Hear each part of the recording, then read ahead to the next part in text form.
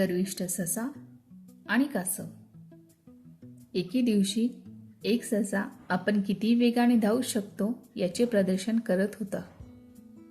कासव अत्यंत संथ असल्यामुळे तो त्याची चेष्टा करून हसला. त्याचा हा आत्मविश्वास पाहून कासवने त्याला शर्यतीचे आव्हान दिले.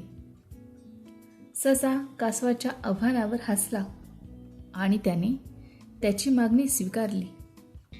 शर्यत सुरू होताच ससा अत्यंत वेगाने धावला आणि कासवाच्या खूप पुढे निघून गेला.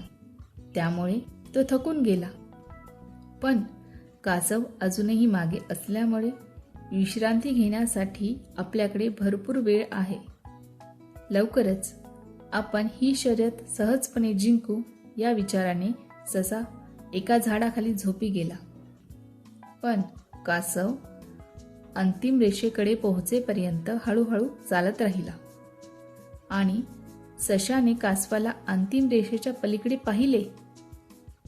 आणि काय, तोपर्यंत कासवाने ती शर्यत जिंकलेली होती. तात्पर्य, हळू पण सातत्यपूर्ण चालणारा शर्यत जिंकतो.